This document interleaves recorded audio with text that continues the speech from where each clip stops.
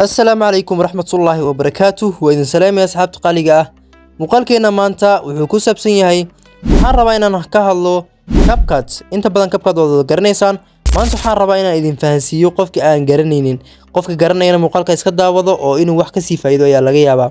maanta waxaan rabaa inaan ka hadlo CapCut toolska iyo waxyaabaha ay u taagan yihiin iyo waxyaabaha loo adeegsado haddii aad jeceshahay inaad barato applicationka CapCut muuqaalkan waa ku muhiim oo waa basic waad ka fahmaysaa CapCut inta allaali iyo inta aad ka rabto marka muuqaalka dhamaysto ilaa dhamaadkana la joog haddii aad ku qanacdana muuqaalka like inoo saar si aan u helno saaxiib u wanaagsan sida adigoo kale ana naga hilmaamina subscribe saarto waayo waxaan saaranahay wadadii aan ku gaari lahaynay 1500 oo subscribers ah asxaabtayna dhaqaajiya let's go guys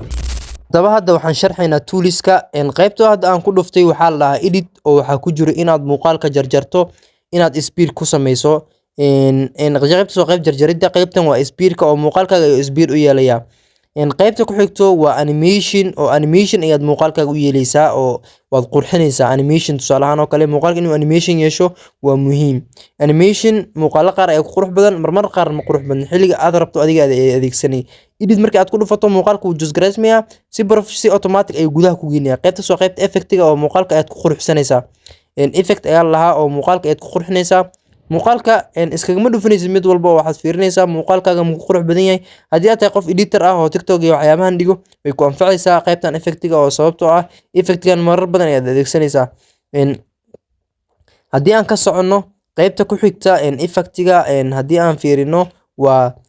iyadana waa qaybta delayda oo muuqaalka marka aad iska delete gareyso kale ayaad isticmaalaysaa qaybtaasi waa qaybta delayda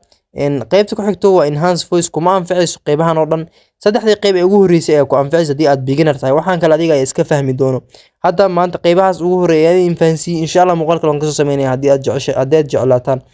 qaybtan waxaa la lahaa qaybta codka ayaa la lahaa audio ayaa la lahaa tusaale ahaan muuqaalada kamid ayaa jeclaatay codkiisa kabacdina sawirkaaga dul saarto ayaa rabtaa qaybtaas meesha enhance voice ayaa dhaysaa extract aad ku dhufanaysaa enhance voice aad ka bacdaysaa codkiina si professional si automatic ay kugu saarmaya oo waana sawir marka hore muuqaal ayuu ahaa cod ayuu haddana isku bedelaya qaybtan ka soo gudubno qaybtan ku xigto waa text qaybtii hore editka waan ka soo gudubnay hadda waxaan imaanay qaybta kore toolska kore marka qaybtan waa textiga oo qoraal iyo waxyaabahaas ayaad ku qoraysaa qaybtan textiga qaybta ku xigto waa overlay qaybta ugu muhiimsan waa halkan ayaan u malaynayaa sababtoo ah waxaa rabtaa inaad lacala sawirkaaga aad muuqaal dul saarto ama muuqaal aad sawir dul saarto halkan ayaad adeegsanaysaa waxaana la dhahaa overlay hadda tusaale kale aniga midkan ayaan sawirkan dul saaray waad u jeedaan siduu kusoo baxay overlay ayaa la dhahaa oo way ku anfacaysaa midan haddii aan ka gudubno overlaydan waxaan ku soconno qaybtan waa effectiga waan soo aragnay qaybta ku xigta overlayda waa effect hore ayaan usoo aragnay haddana waa isticmaali kartaa haddii aad muuqaalka guud inaad saarto aad rabto haddii ay muuqaal ayaa soo jus garaysatay